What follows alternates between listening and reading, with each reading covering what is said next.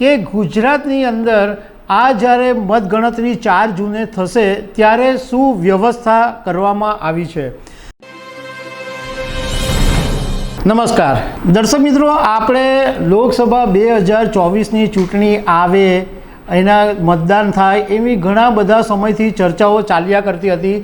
6 તબક્કા પૂરા પણ થઈ ગયા, હવે 7મો તબક્કે 1 જૂને પૂરો પણ થવાનો છે અને હવે પરિણામનો દિવસ પણ નજીક આવી ગયો છે। 4 જૂને બધી લોકસભા બેઠકનું પરિણામ જાહેર થવાનું છે।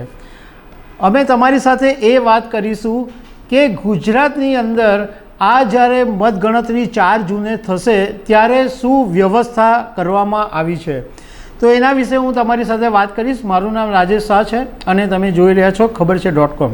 દર્શક મિત્રો, ગુજરાતમાં 7 મે 2024ના દિવસે મતદાન થયું હતું અને ગુજરાતની અંદર ટોટલ 26 લોકસભા બેઠકો છે, પણ આ 26 લોકસભા બેઠક માટે ટોટલ 290 ઉમેદવારો છે અને આ 290 ઉમેદવારોનું ભાવિ અત્યારે મતપેટીની અંદર સીલ થઈ ગયું છે। 4 જૂને મતપેટી ખુલવાની છે। તો ગુજરાતની અંદર જે તૈયારી છે એની અંદર એવી રીતના છે કે 4 જૂને સવારે 8 વાગ્યાથી મતગણતરી શરૂ થઈ જશે।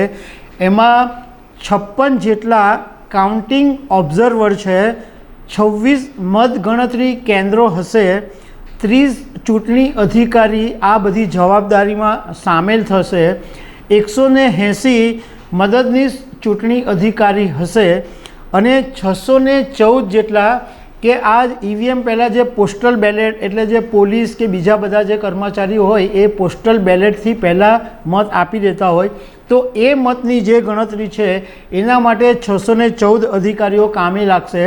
પોસ્ટલ બેલેટ અને ઇલેક્ટ્રોનિકલી ટ્રાન્સમિટેડ પોસ્ટલ બેલેટની જવાબદારી માટે 614 અધિકારીઓ છે। ટોટલ 26 મતગણતરી કેન્દ્રો છે, પરંતુ આણંદ છે એની અંદર 2 મતગણતરી કેન્દ્રો છે અને એ સિવાયના બાકીના જે લોકસભા વિસ્તારો છે એમાં એક મતગણતરી કેન્દ્રો છે, પણ બધા જ મતગણતરી કેન્દ્રોની ગણતરીની શરૂઆત એક સાથે શરૂ કરવામાં આવશે।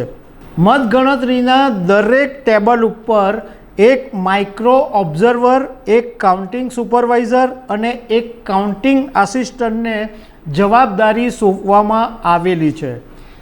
સ્વાભાવિક રીતના પોલીસ બંદોબસ્ત, એસઆરપી બંદોબસ્ત, સીપીએફનો બંદોબસ્ત આ બધું તો હશે જ। બીજું કે આ જે મતગણતરીના કેન્દ્રો છે એમાં જે લોકોને સત્તાવાર ઓથોરિટી આપવામાં આવી છે એ સિવાય કોઈને પણ પ્રવેશ મળવાનો નથી। નેતાઓના જે માણસો હોય એ લોકોને પણ આ બૂથની અંદર પ્રવેશ મળશે નહીં।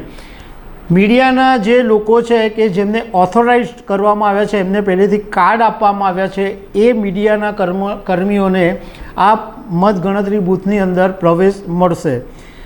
બીજું કે જેમને ઓથોરિટી આપવામાં આવી છે એ અધિકારીઓ સિવાય કોઈ પણ વ્યક્તિ મતગણતરી કેન્દ્રો પર મોબાઈલ ફોન, આઈપેડ કે લેપટોપ ઉપર લઈ જઈ શકશે નહીં।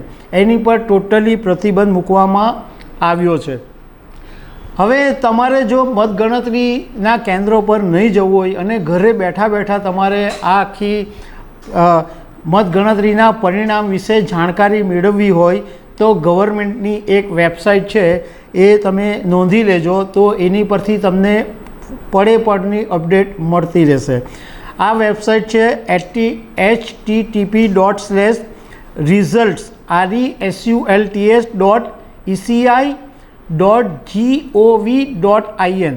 આની ઉપર તમે પરિણામની જાણકારી મેળવી શકશો। હવે થોડાક જ દિવસ બાકી છે એટલે હવે આપણને ખબર પડશે કે ગુજરાતમાં 26 બેઠકો ઉપર કોનો હાથ ઉપર રહ્યો છે। તો દર્શક મિત્રો, આવી અનેક વાતો સાથે અમે તમને મળતા રહીશું। Thank you very much.